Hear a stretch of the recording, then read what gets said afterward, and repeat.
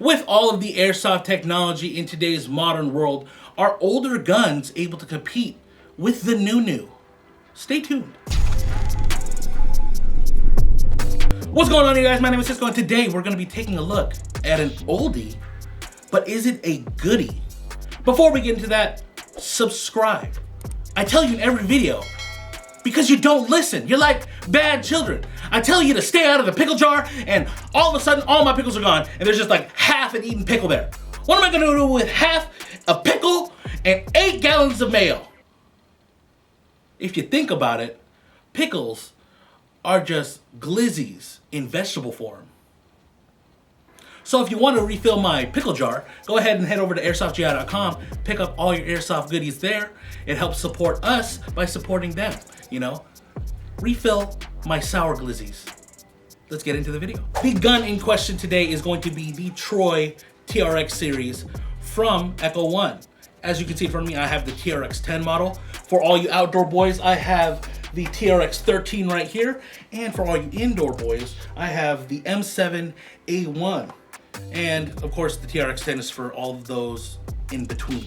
Now, we're going to find out what they entail. So let's dive deeper.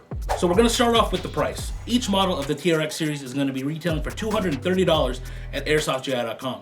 No matter what you get, the long, the short, or the medium, it's gonna be $230. And we want you to keep this in mind when we start talking about the features so you can find out if this gun is worth it for you. Now, the main differences between the three models is basically the rail length and barrel length. Other than that, everything is going to be the same. Full metal construction, nice trademarks. So let's dive a little bit deeper and find out what they feature. We're gonna start off with the receiver. It is made of full metal and is officially licensed by Troy.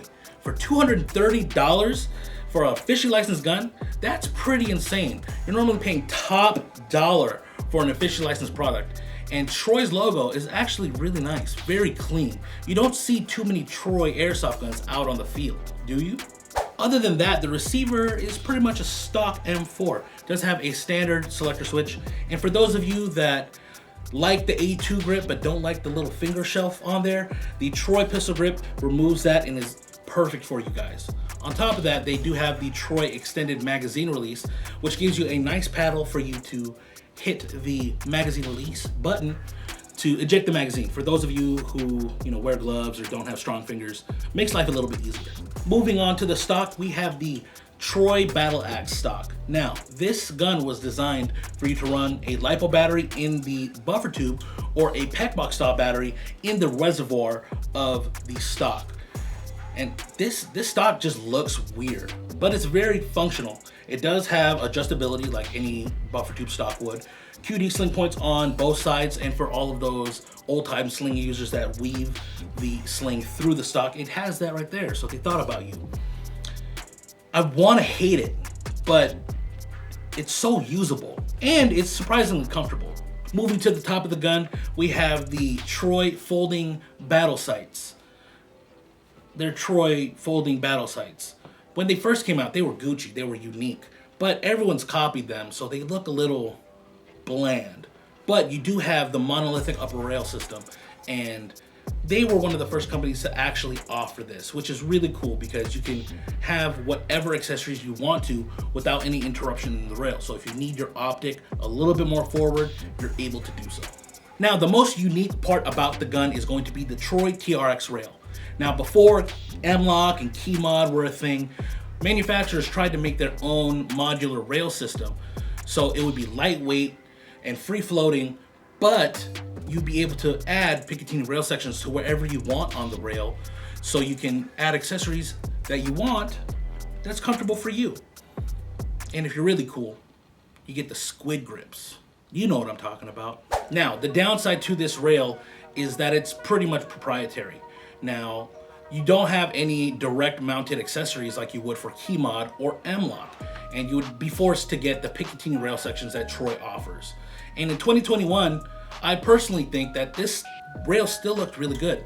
If you don't plan on having too many accessories, I would just get the squid grips for texturing to hold on to and leave it alone. It's cool. Now let's get into the internals. It does have a standard version 2 full metal gearbox with 8mm bushings. It has a polycarbonate air nozzle, tappet plate, and piston. It does have a steel cylinder and 18-to-1 gears, stock motor, the brass inner barrel, which I believe is a 6.06 with an orange bucking, and the stock clear dial hop-up unit. Meaning, this is as stock as it can get. However, if you are like me, who likes to upgrade your guns, it is completely version 2 compatible, so you can do whatever you want to it. If you want to put in the high-speed gear set, or the MOSFET, or the inner barrel, or bucking hop-up unit, you can easily do so with this gun. So like I said before, I like to upgrade my guns, and I think it's kind of a waste to buy a really expensive airsoft gun with really good internals out of the box, just to upgrade them later for a minute performance increase. So going a more affordable route, you're able to use the money that you saved and spend it toward those upgrades to get the higher performance. So keep that in mind.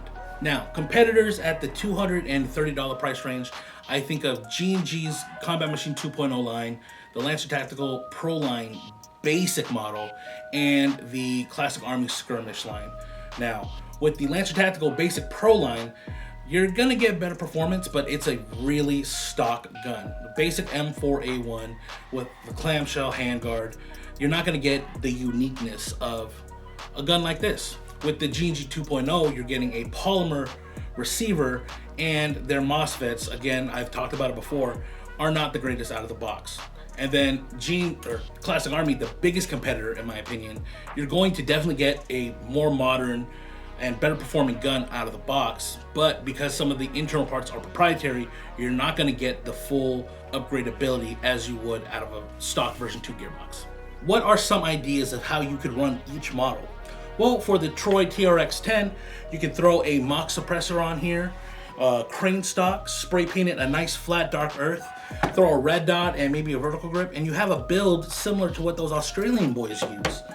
Then for the longer TRX-13, you could throw a mock suppressor, longer inner barrel, a short dot scope, and maybe the full stock, or leave it the way it is, and then you have a nice SPR build.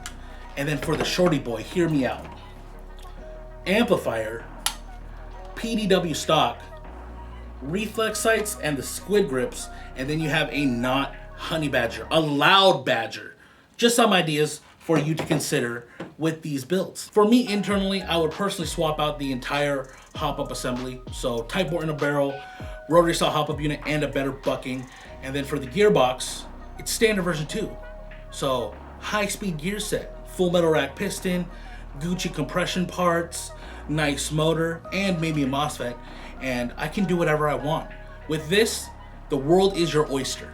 Now to answer the question, is the Troy TRX series worth it in 2021?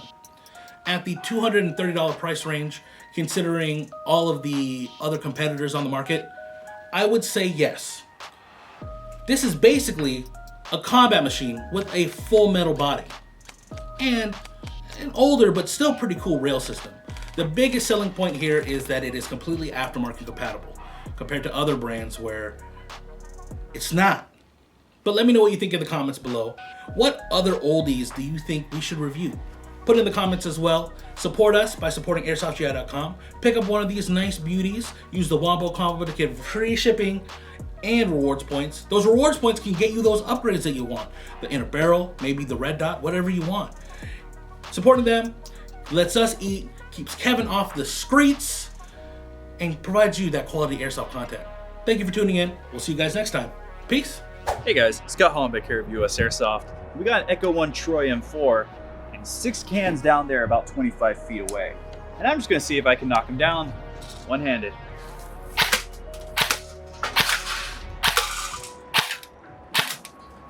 Come on. We might have made him a little bit too heavy.